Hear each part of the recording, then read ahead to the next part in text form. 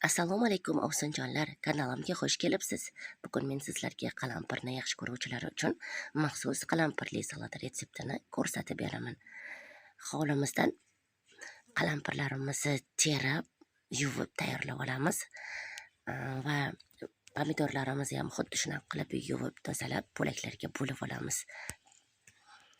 Salat uchun hamma mahsulotlarimiz tayyor mana. Keyingi jarayonga o'tamiz. Keyingi jarayonimiz to'g'ralgan pomidorimizni kattaroq qozonimizga yoki kastrolkamizga solib, ustidan 3 qoshiq tuz solamiz. Tuz normasini o'zingizlar belgilaysizlar, hurmatli ovsinjonlar. Pomidorimizni suvi chiqquncha qaynatib olamiz. Mana pomidorlarimiz suvlari chiqdi. Endi ustidan bolgarskiy, chesnok, murch va lovr bargi solib yaxshilab yana aralashtirib olamiz. Hovlimdan terib olgan dunganskiy va kichkina atomcha qalampirlarimizni ustidan solib olamiz va yaxshilab aralashtiramiz. Hurmatli ovsinjonlar, dugonalar, aybga burmaysizlar.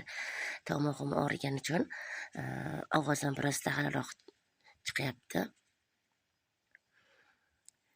1 soatga xuddi shunaqa qilib olovni pastlatib qaynatib olamiz.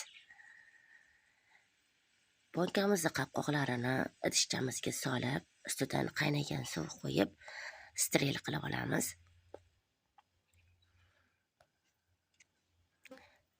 Har doim bonka olib kelganimda xuddi shunaqa qopqoqlarni, bonkalarni shunaqa steril qilaman. Yuvilgan bonkalarimizni qaynab turgan suvga qo'yib steril qilib olamiz. Mana salatimiz tayyor. Tayyor bo'lgan salatlarimizni bonkalarga solib to'ldirib olamiz. Ustidan bonka qopqog'ini qo'yib qo'yamiz. Ketma-ketlikda hamma bonkalarimizga xuddi shunaqa qilib salatlarni solib olamiz. Albatta sizlarga ham tayyorlab ko'rishingizni tavsiya qilaman. Qishda mazza qilib yeydigan, ishtahani ochadigan mazali salat chiqadi. Bonkalarimizni salatlarga to'ldirib bo'lgach, bonka yopgich bilan steril qilib yopib olamiz. Hurmatli bekajonlar, bu retsept sizlarga yoqqan bo'lsa juda ham xursandman. Kanalimda yangi bo'lsangiz, like bosib obuna bo'lishni unutmang. Savollaringiz bo'lsa, bemalol kommentariyada qoldirishingiz mumkin. Men sizlarga javob berishdan juda xursand bo'laman. Mana hech narsasi ezilmasdan chiroyli salat chiqdi. Keyingi videolarda ko'rishguncha